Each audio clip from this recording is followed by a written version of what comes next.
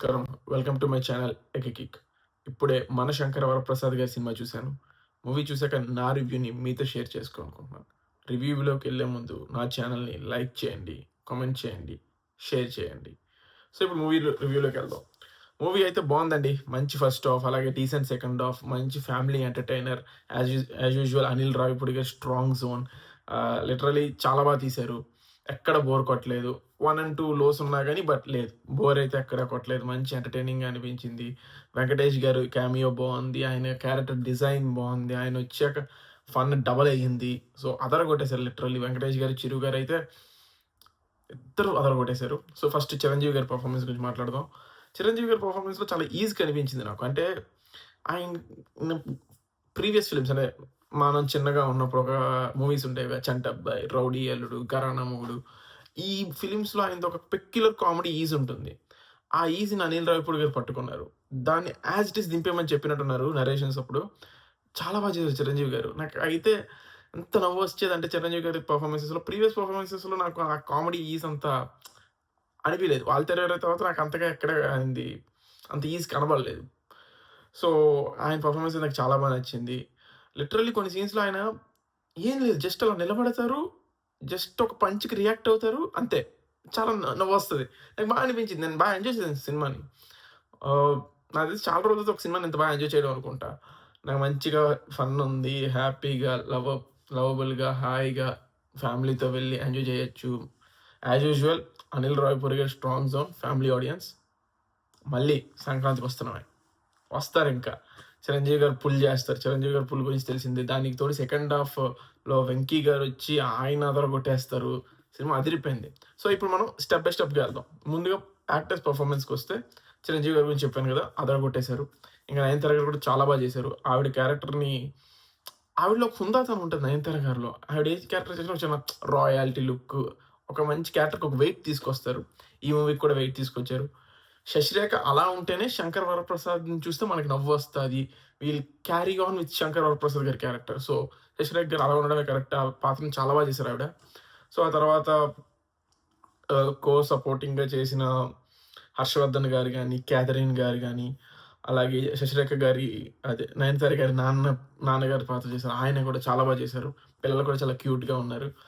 So, చాలా బావుంది. First half అంతా క్యారెక్టర్ ఇంట్రడక్షన్ మంచిగా ఒక చిన్న లవ్ స్టోరీ. ఆ లవ్ స్టోరీని కూడా ఒక మంచి స్టైల్‌లో, ఒక పాటతో చాలా డిజైన్ చేసుకున్నారు.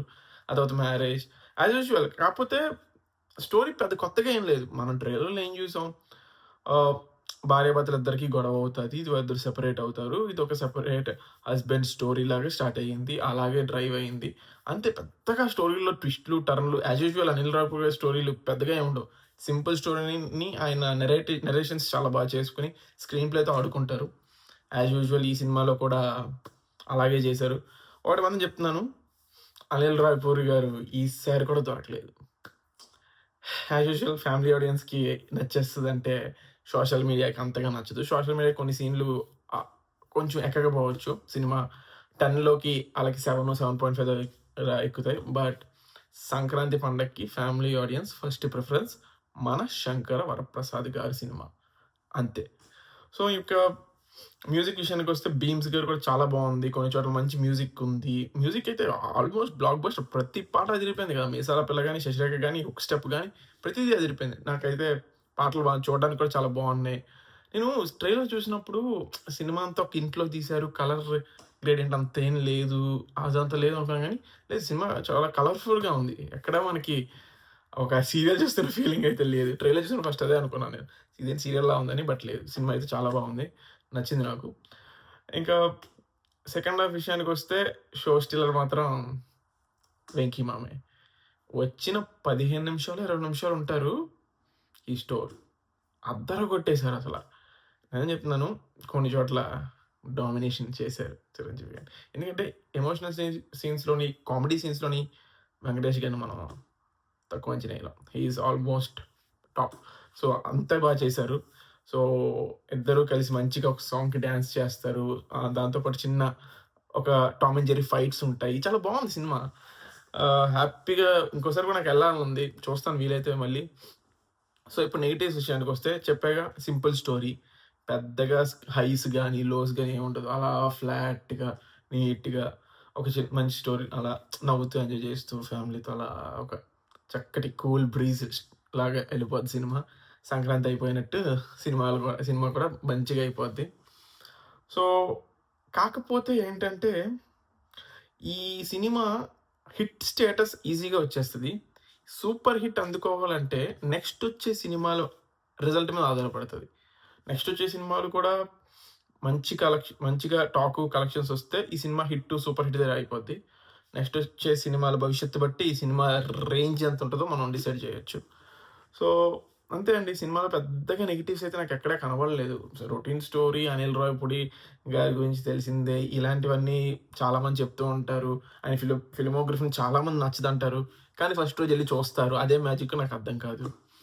సో, నేనైతే ఫస్ట్ రోజు చూసా. నాకు ఆయన సినిమా అంటే చాలా ఇష్టం. ఎందుకంటే, నాకు ఫస్ట్ జాబొచ్చాక నేను మా ఫ్యామిలీ మొత్తాన్ని తీసుకెళ్ళిన సినిమా 'ఎఫ్2' 2019 సంక్రాంతికి. నా సొంత డబ్బులతో నేను టికెట్లు కొని తీసుకెళ్ళిన సినిమా.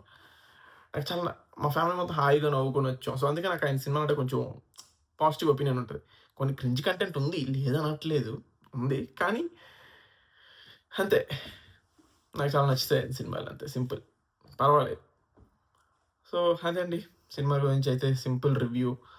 నెగెటివ్స్ గాని, పాజిటివ్స్ గాని ఇలాంటివేవి పట్టించుకోరు ఈ పండగలో. ఈ సినిమాకైతే అస్సలు పట్టించుకోరు. ఎళ్ళిపోదాం ఫ్యామిలీతో కలిసి నవ్వుకుందాం. అసలు లిటరల్లీ ఈరోజు యూత్ కన్నా ఫ్యామిలీ అది కూడా లేడీసు, పిల్లలు అసల పెద్దవాళ్ళు. యూకేలో లేడీస్, పెద్దవాళ్ళు నేను లాస్ట్‌గా చూసిన సినిమా 'కల్కి' అనుకుంటా. నాట్ ఈవెన్ 'పుష్ప' మళ్ళీ చెప్తున్నా. నాట్ ఈవెన్ 'పుష్ప' 'కల్కి.' 'కల్కికి' బాగా ఎక్కువగా ఫ్యామిలీస్ అవన్నీ వచ్చాయి. లాస్ట్ ఇయర్ మొత్తంలో అయితే నాకు గుర్తు కూడా లేదు ఏ సినిమాకొచ్చాయో. ఆహ్, అదే సంక్రాంతి వస్తున్నాం కాకుండా మళ్ళీ మళ్ళీ ఆ సినిమా ఎలా మర్చిపోయుంటారు. అది కాకుండా మిగతా సినిమాలకి. అనిల్ రావిపూడి గారి సినిమాలు కాకుండా మిగతా సినిమాలకి. సో, సినిమా అయితే బావుంది. మీరు కూడా వెళ్ళండి, చూడండి. చాలా మందికి నచ్చుతది. మాక్సిమం వాళ్ళకి నచ్చుతది. నా ఒపీనియన్స్ అన్నీ మాక్సిమం వాళ్ళకే ఉంటాయి. 10లో ఇద్దరికి, ముగ్గురికి నచ్చకపోతే అందులో నా ఒపీనియన్ ఉండదు. 10లో 7గురికి, 8 మందికి నచ్చకపోతే అందులో నా ఒపీనియన్ ఉంటది. అంతే తప్ప 10లో 7గురికి నచ్చిందంటే నాకు నచ్చేస్తది. ఆబ్వియస్‌లీ అదంతే. నేను ఆ టైప్ మెంటాలిటీ ఉన్నాను కాబట్టి. ఇద్దరు, ముగ్గురికి నచ్చదు. ఆబ్వియస్‌లీ నచ్చదు. ఏ సినిమా అయినా 10 ఔట్ ఆఫ్ 10 ఉండవు గదా! సో, అంతే ఇది కూడా. అంతే అండి.